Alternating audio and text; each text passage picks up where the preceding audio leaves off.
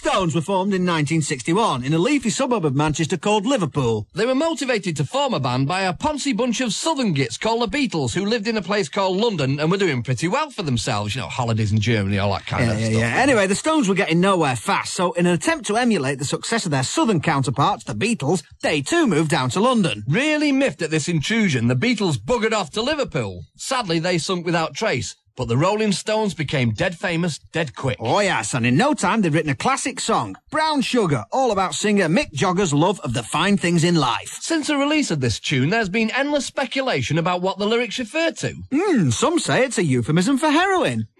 Some say it refers to his ex-boyfriend, Rodney Marsh. Isn't that Marsha Hunt? That's the bunny. But we can exclusively reveal the true meaning behind the words of the great song Brown Sugar. It's about Mars bars, isn't it, Lard? Yeah. Lovely creamy topping with a chalky top, with glucose and toffee makes me happy a lot. I'm no dude, but I know what I like. Rub a bit of Mars bars over my vocal mic. Oh yeah, and brown sugar, you are a lot of fun. Oh, now then, brown sugar, you stick up your girlfriend's bum. That's alright. Shocking as it may seem to you poor people out there, the song actually deals with a subject close to Mick Jogger's heart.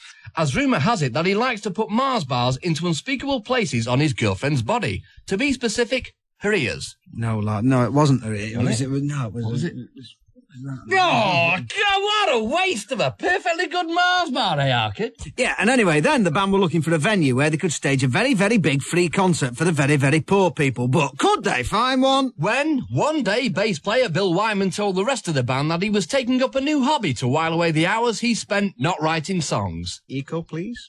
I'm going to be a part-time bus driver, he said. I start today on the number 69. It's the school bus. Well, a look of total joy came over Mick's face. He turned to the drummer, Curly Watts, and said, That's it. He said. Yeah, what?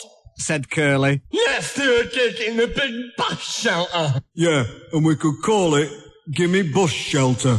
And that's exactly what they did. But the nice idea of a free gig for the poor people turned into a nightmare when, stupidly, Mick asked the local bus inspectors to police the event. Now, as we all know, they're nasty pieces of work, and as soon as the show started, they realised they'd made a big mistake. The crowd was scared stiff of this gaggle of surly men walking around with clipperboards asking to see tickets. Just 2 minutes before the end of the show, tragedy struck. A young, acne-infested bus-spotting anorak from Mould, Neville Doricott, out for an innocent day's Atlantean counting, suddenly found himself surrounded by a violent chapter of bus inspectors who waded in without mercy and left him save-a-sevenless. Mick found the tragic waif's plight so hilarious, he wrote a song about it.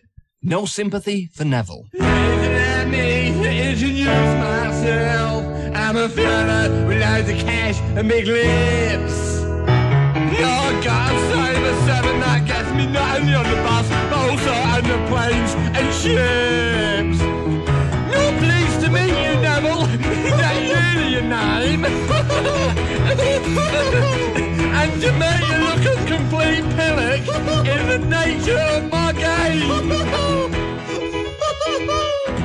Yeah, that's alright. Regardless of that shit song, the band were finished. Bill Wyman went off to run a house for wayward girls. Guitarist Cliff Richard buggered off to join the God Squad. So in a last-ditch attempt to save the band, Jogger asked brilliant session guitarist Chris Spedding to join the flailing ranks of the Stones. Wisely, he declined and went on to great worldwide fame as a member of seminal pop outfit, the Wombles. Alas, the downtrodden band members could take no more. Nice fella and drummer Curly Watts became a household name when he joined the cast of Coronation Street as a lovable bin man in 1975. And Roy Wood left to form Ron Wood's Wizard. Yeah, and Mick Jagger married Cinzano Bianco, didn't he? That's right. And then he divorced her, didn't he? Yeah, then he went out with Rodney Marsh for a bit, didn't he? Marsh, yeah. And then he went out with Bill Wyman, I think, did he? Well, everybody went out with Bill Wyman. Yeah, that's true, yeah. And then Mick eventually got married to leggy Texan supermodel and singer with the Specials Terry Hall, who he found on top of the Isle of Man ferry. No, that's Brian Ferry, that. Oh, yes, on top of the Isle of Man Brian ferry. Yeah, that's alright. The